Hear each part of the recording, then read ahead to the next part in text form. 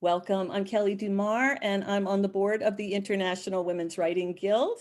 And I have the great pleasure to host our bi-monthly open mic and all of you here tonight. I'm so excited to be sharing with you the poetry from our featured writer tonight, Jenny Grassl.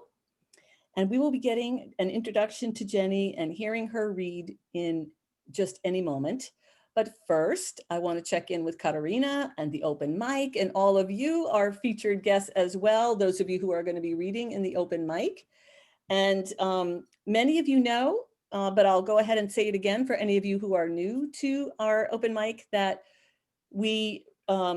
anyone is welcome to read, and 3 minutes is the length of time, and you can't go over that 3 minutes. So we do ask that you often actually prepare and make sure you're keeping your reading to 3 minutes. If you go over 3 minutes, I'm going to need to stop you.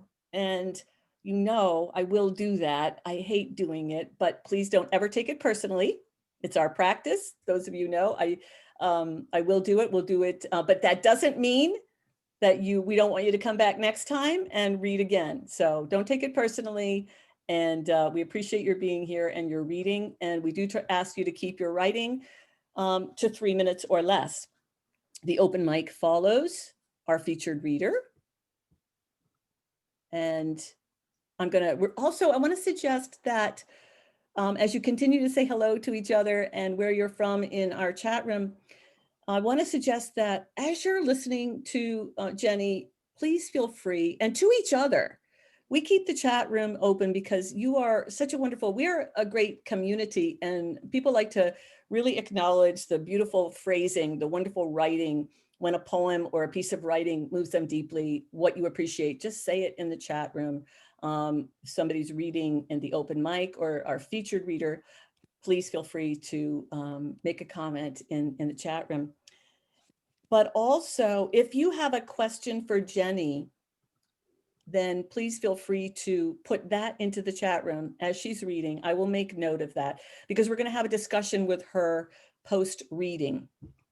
And you'll have a chance to ask her anything you might like to ask her. And I will have a chance to ask her a few questions. So just a reminder about that. All righty, people are just still coming in. I'm going to leave that. So Katarina, let me check in with you. How's our open mic looking for tonight? So it's looking good. I will be checking the list of people who have signed up to read against the attendee list. And so what helps me there is if you have signed up to read, then it would be helpful if you could change your screen name to the same name under which you registered, because that'll allow me to see that you're actually here. And then from the people who have both signed up and who are also actually here, Venn diagram, I will create our actual reading list for the evening. And so I look forward to hearing all of you. How many of us have signed up to read?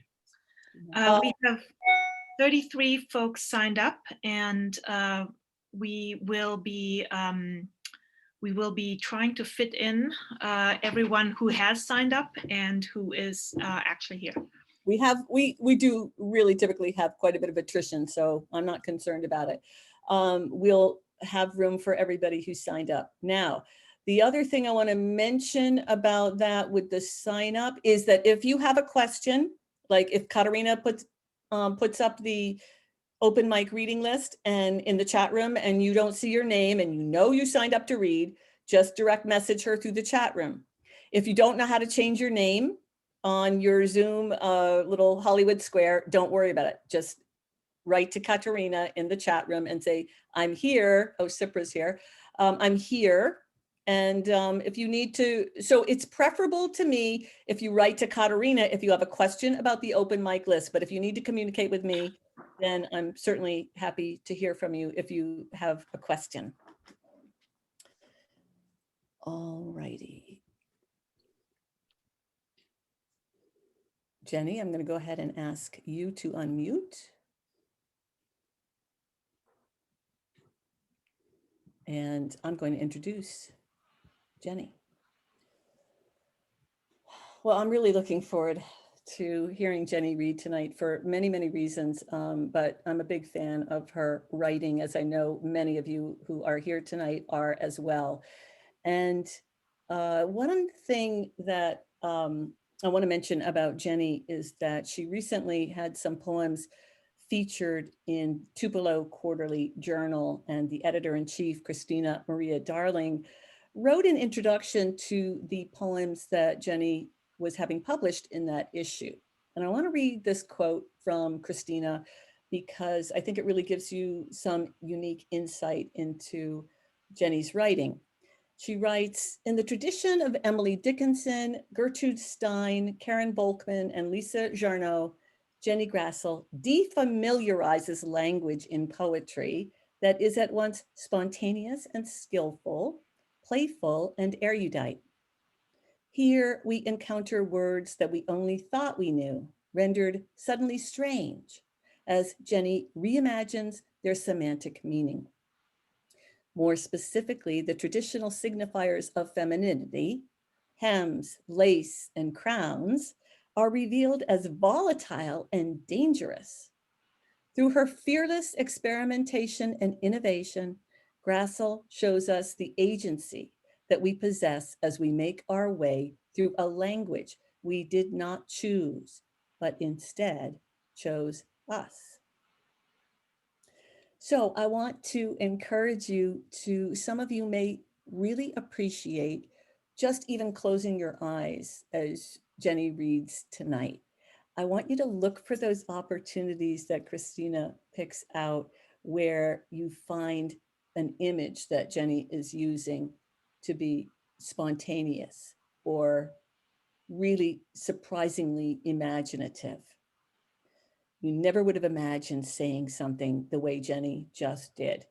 Also, when is she using a word that you thought was familiar, but suddenly it sounds volatile or dangerous, or even a word that you thought was horrible, that's suddenly beautiful? This kind of surprises you will find constantly in Jenny's poetry. And so we're going to really be hearing lots of imaginative territory, I think, that is really surprising and fresh. So close your eyes if you need to in order to have an even deeper experience of that. Jenny was raised in Pennsylvania, but she now lives in Cambridge, Massachusetts. Her poems have appeared in the Boston Review, Tupelo Quarterly, Rhino Poetry, Phantom Drift, Radar Poetry, the Massachusetts Review, Ocean State Review, Rogue Agent, Inverted Syntax, and other journals. Her work was published in a National Poetry Month feature of Iowa Review. Lana Turner and Green Mountains Review will publish her poems in upcoming issues. For now, let us all welcome Jenny Grassl. Jenny, whenever you're ready. I'm ready, and I'm really happy to see everyone here. Welcome. And it'll be a night of poetry, which we really need over and over. And thank you, Kelly DeMar and the International Women's Writing Guild for inviting me tonight. It's really a pleasure to be here, and I won't delay anymore. Thank you for that beautiful introduction, Kelly. My first poem is called Hem of Fire. You ran from lava licks. The women saved you. Bits of tulle and lawn, clippings from their pots, moss and talk to grow your gown. How you wore bride, wife, mother, swore years of velvet sage and common sooty wing of a dragged butterfly. They let you go when their apples filled with wasps. You landing in vines and looped loves, naked in your name. Fumbling with veils, nailing the immortal weeds and lace of last frost to the hourglass. Couldn't they command more?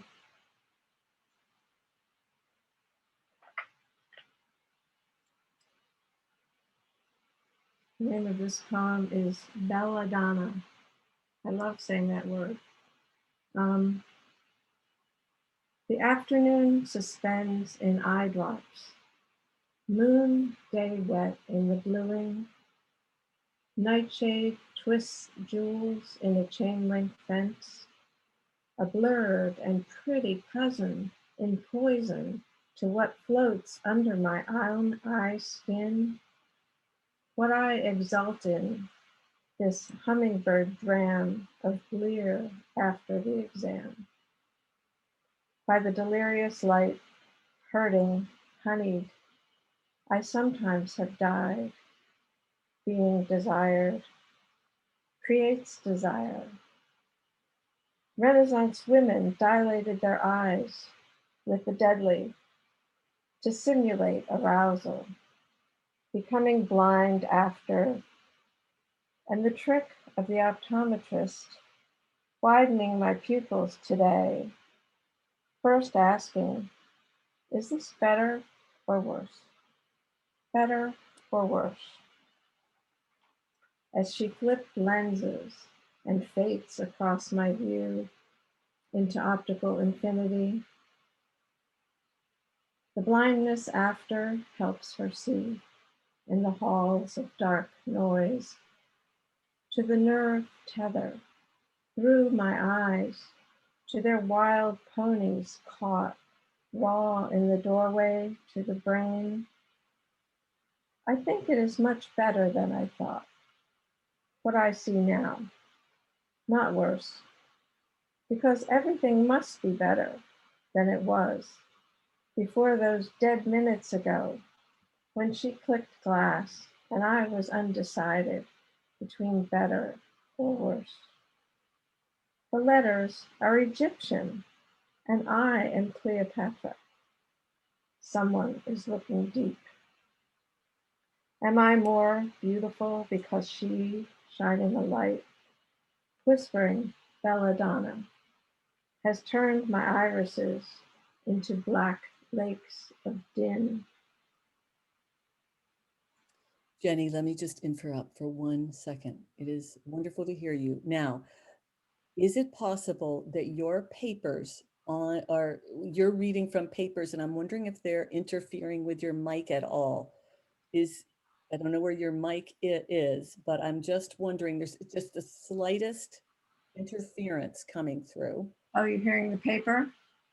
Well, not the paper, but a little bit of fuzz to your voice, which I wasn't hearing before. So, can you just say, so I'm so sorry to interrupt, but I thought it might be helpful if we can, oh, you've got your notebook. So that's not what it is. I think I'm going to close a window too, because that might be Right something. there, as you leaned back, I wonder if you were too close to the mic, because when you leaned back, that sound went away. No, I can't. Give me a moment. Okay, that might help too. Okay, good. All right. Stay back a little. Okay. All right. I think it's good. It's good to Okay. go. And I'm so sorry to interrupt you. Does that sound better? It's better. It's Or better. worse? It's better. Okay. The next poem is called Dear Woman in the Dining Room. Inside skull's curve of night, 12 stars wound their way out, leak through my matting hair, crowned bandage of scalp, antlers blood pink, buck's velvet pride, 12 points. These are mine. They rise. I with woman pain, always the escaped smell of iron and shame. I stain, serve sore at table in apron whites, pour wine, fork meat.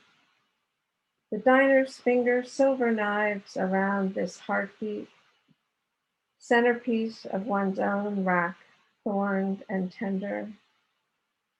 The curious read my roses there, gift of a dozen, times hardened, one for each. Lunar month, each apostle, each egg in a box, a bone pearl for each step of a way from a lush life. When sheep ghosts wilt down to milk of All Souls' Day, kept in the veins, deep as sleep of fawn, the weight on my head reaches for a needy God. I fold a poppy blot or napkin under to hide again. Mortal most, scarlet injury. Jackstraw arrows fly at my cry alive, and God says, praise me.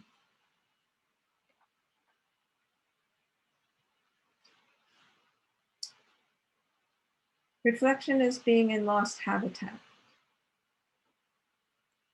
To be so double in the deep mirror of the open land, to be now fused with hum and harrow, to be rose mallow, merged into radial pinks, the bloodline center of the world, flower of mobbed stigmata, to become wide, greedy green with the lawn and its leaned lethargies, to have been like that once, from comfort into strain, lines in the looking glass follow, field furrowed, distorted in a gown, I am placed in the new ripe land to have reflex, to be meadow mowed down to pores, to cross herd nibble, grub grass of glory's demise. All will be like dew, frost killed and kept, venison wrapped in paper, white as the dress, to give oneself in. Fold where the dog flushes rabbits, brush cover undone. To be holding upright then the cup, the tiny hemlock drop, a summer curtsied for the turn. So this poem requires a little more talking, and part of it is a little history that helps you understand the poem, and part of it is just a little nudge to get you through the poem from me. The first part, the history, is that there is a flower called Victoria Amazonica, and it was named for Queen Victoria, and it's from the Amazon. The flower changes sex, pollinated by beetles during the night. During the time of Victoria, the public was obsessed with the beauty and size of the bloom and the plant. The lily pads can grow to be about 10 feet in diameter, and people could stand on them and get their photographs taken, which they did. I don't know if they still do, but. So the other part of the explanation is just that, the poem begins talking about the flower, and the I is a woman who watches. And somewhere in the poem, she changes into a flower, the flower. The two-night life and sex change of Victoria Amazonica. The great water lily rises, chased by ships, wakes trailing ermine brinked with stars and predatory fish. The mite shallowing into backwater, for I astonish in a white dress. Heat spills down the insides of the flower crown, craves of a nectar pool, seen by, who is it? Posing on a giant lily pad, my never whole. Like these spectacled blooms, tough gloried out of the defensive shell of spines, a body in hundreds of pieces, petals arranged by a God who was sorry, granting beauty, opening perfume. The scent of pineapple attracts scarab beetles to the female trap, closing white petals around their mating storm. Dawn. After the night of beetles, she visited, fingered red, is made male. Out from the new stamens, a beetle stumbles free, pollen heavy as a horse, landing in my skirts, their cotton folds silkening, becoming flower, pleading in more beetles. I wonder at my stigma tremble among milk swords, fragrant with empire. It is my turn. Oh, how the darkness makes me love the queen. And it should come to this red dress, fallen with morning on my cold shoulders. Scentless blades opened for all, reveal the male of my yellow anther scream. Is it any wonder, cross-cut halo of nerve, and my shadow revising on a leaf? Paint a page of botany before madness. The soul's exact fragility, sex shifting, bud bristled, and animal.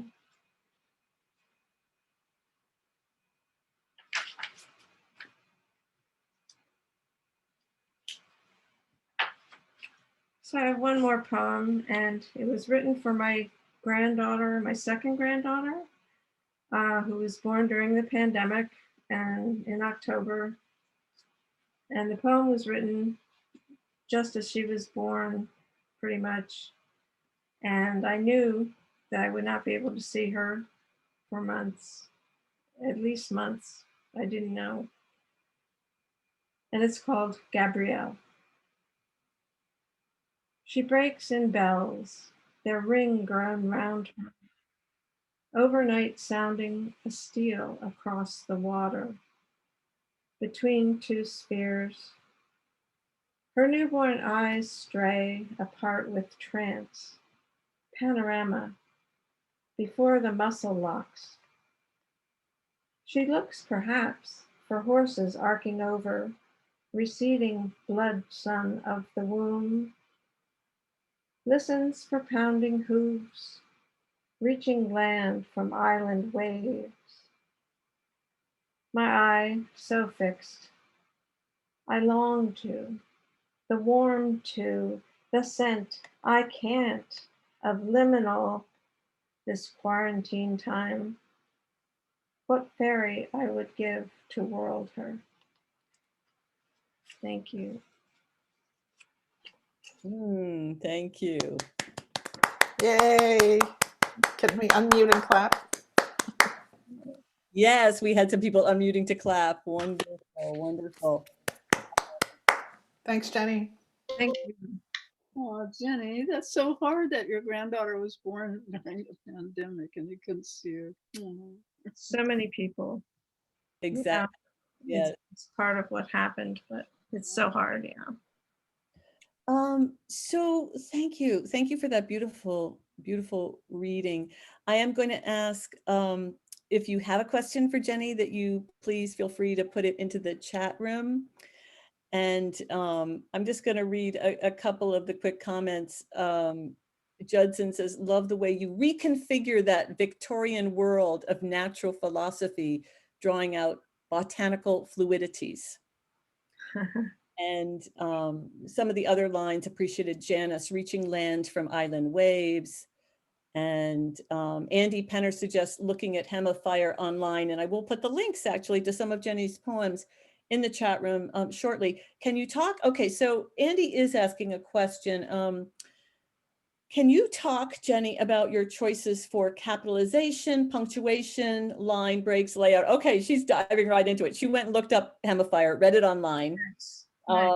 So she's asking, because you do have such a, I'm so glad she picked up on that issue, because you do have such unique formatting and choices about all those things in your poems. And So she is asking about your choices for capitalization, punctuation, line breaks, layout. Okay. Anything to say about any of that? Yeah, so capitalization, the only thing capitalized is the title. Everything else, I have not capitalized the first lines of sentences or anything like that because I feel that when there's less punctuation, less capitalization, the lines can bleed into each other a little bit more, and you can get multiple meanings. You can get sort of a sentence that connects to the next sentence or doesn't. You know what I mean? Because if it had a period, it would stop and you would definitely not That was connect it the to the thought. next. And instead, you'd think if the period, you think, okay, the end stops there, and then that's the meaning, but yours stretch across to create multiple meanings, Yes. which I think really in some ways connects with Janice's question about white space and how you use white space. So people have been looking your work up online because there's the second comment about I read your poems online and saw how you used white space. So you don't have the capitalization, you don't have as much punctuation, but that is true. There is a lot of breakages in mid sentence, mid line, breakages of white space. How do you decide how much white space, where it goes? Yeah, that's very intuitive process. For example, in Hem of Fire, I decided it shouldn't start flush left. I just wanted to drift a little bit in because the first line is you ran from lava licks. So to start the first line, a little drifting to the right is like running away a little bit. You know what I mean? I mean, this is very strange stuff, right? So my answer is maybe. No, I think that's a beautiful answer. And it speaks to how you bring a sense of intention to the whole poem, its meaning and experience by paying attention, even that intuitively it's got to start, it's got to have a running start. Yeah, a running start. And then some things just naturally cohere or almost like conglomerate together. Like the stanza, swore years of velvet sage. That one, there were just 3 lines that I felt needed to be together. And more white space means maybe a pause if I'm reading it or if someone's reading it. And less white space means more speed to read it. At least that's the effect it has on me. Yeah. So how you introduce or control maybe the pacing to a certain extent, how you want it paced has Mhm. more white space. But you don't do that with just even stanzas or breakages between stanzas because you will use that white space in between phrasing Crazy. Yeah. it might be in the middle. It might be twice in the middle of a single line, a big Yeah. space. Yeah, I break up the lines. Some of the breaks are instead of punctuation. Like instead of a comma, I might have a little white space. Now, Marisa is asking, do you use space in the same number of beats as words, which is to say, do you shade the multi-tiered meanings that way? Let's see, is that written here somewhere? Yeah, it's in the chat room. Well, I think, which is, do you shade are you really being also trying to add meaning, I think, with the way that you use white space? So part of it has to do with pacing.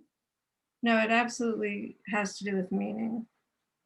And it's very hard to articulate exactly how it works, but it's kind of an intuitive process where I know something needs more space. Like, I don't know if you remember in the poem about the flower.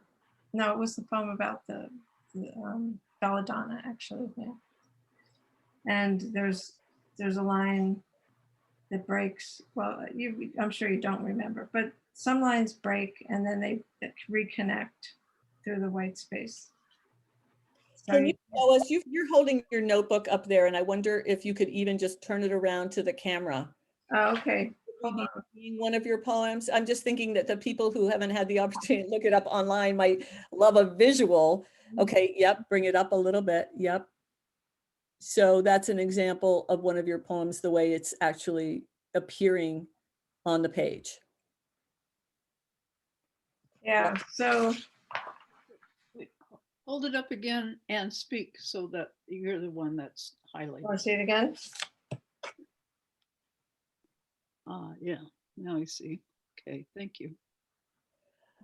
And what connection, so Pamela is suggesting and reminding or telling us that you were an excellent visual artist as well. I know your background was primarily art before it was poetry, Jenny, isn't that true? Yeah. And so I'm curious about whether or not you're bringing the sense of as a visual artist to your work as a poet. And how Absolutely. I think the layouts with the white space often feels like a visual problem to solve. But visual problems relate to content and meaning. Those decisions are very important in visual art and for me as a poet, deciding where to put things in a layout. And someone is asking about your writing process. And so there's a lot to say about process.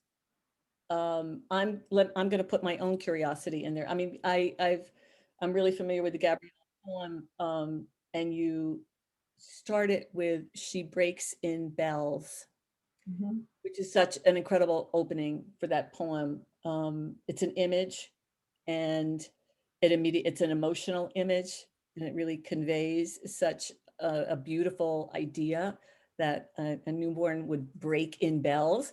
And so I'm curious, maybe you could talk about your process in terms of that. Was that the first image you came up with? Did you hear that line in your head? How are you getting your lines, your images, and then getting them onto the page? Well, I actually started with a lot of like images of the telephone and FaceTime, and that got me into the poem. But I realized through multiple, times working on the poem that the real poem started after those images, and I didn't need the FaceTime images. So sometimes it starts with something and ends up in a different place. Wonderful. So there was just a lot of erasure out of there, and then you're able to sort of come to that image of the bells. You have this series of poems about Dear Woman, and you read Dear Woman in the dining room tonight. And I'm curious if you might say also a little bit about your process in terms of how the poems of Dear Woman came to you, and maybe what you're hoping to do with that as a series, or why is it a series for you? Yeah, it's a good question. I started because I live with a large buck on the wall that my son killed with a bow and arrow when he was 19 years old. He's now like 32. And so this buck is on our wall. I'm not big on hunting, and I really dislike hunting, but here he is. And somehow living with him, I've had lots of moments of reverie imagining this animal. And sometimes I've imagined that I was that animal. And then I would say, well, you can't be a buck because you can't have antlers because you're not a man. So I started thinking about all of these questions about the power of the animal, and just imagining myself as that animal. And if I'm remembering correctly, one thing you discovered in that process is that female deer, well, deer do have antlers. Well, reindeer, female Reindeer. reindeer have antlers, yes, Female reindeer have antlers. Yeah. which is interesting. I mean, you know, it's nature. Nature is that way. Every time you make a rule, there's an exception, which I love, you know. And so why, can you try to say why poetry for you? Because you were primarily a visual artist for many years. I think you definitely still do visual art, but did poetry move into a prominent place for you? And then why and how do you think you made that transition? Okay, well, when I was, the last work I was doing as a visual artist, I was writing automatic writing, but I was painting it. And so my paintings were large canvases of letters that were layered and layered and layered. And they came from automatic writing. And through that, I think, I mean, I had studied, I got my MFA in poetry before that work, but I was led into painting the poetry. And then I was led from the painting back to the poetry. I wanted to make it more of my focus. So, you know. Yeah. How's it feel to have landed here? So yes, and someone, Pamela in the chat room says, don't forget your mom was a poet too. Maybe there was some influence of that. Mom, geez, she was a huge influence. I mean, she didn't want to cook dinner, but she wanted to write poems. So, and she wanted to read the New Yorker, and she lived a life of poetry because she always looked for beauty and meaning and what is it that poetry is? I mean, and grappling with things, you know, that's how she was. And it had a huge influence. And I've just lost her this year, which is a big loss, but her work lives on. Right. Absolutely. And yes, and I'm sorry for that loss. I know that was a big loss for you this year. And what I think the last question I have for you has to do with writing in community. How important is that for you with the development of your work as a poet? Because not all poets feel that they need to be writing with other people or with feedback from other people. And it can be a contentious process and an anxiety producing process. It can be a lot of things, but I'm curious about what that experience is for you of wanting or seeking feedback in community of other writers. Well, it's hugely important in some way. I don't know how to pin it down except to say that when you're a poet, it's a very solitary work that you do. And sharing it with others on a regular basis, not just when you publish every now and then, but really sharing it every week is a really rich experience. And hearing the work of others, not just your own work, but being in a sort of a big stew of poetry. You know, it's an amazing thing, and it's been really meaningful to me. It's not always easy. You know, last week I went home saying, these people don't know what they're talking about. And then I revised my poem. What? Yes.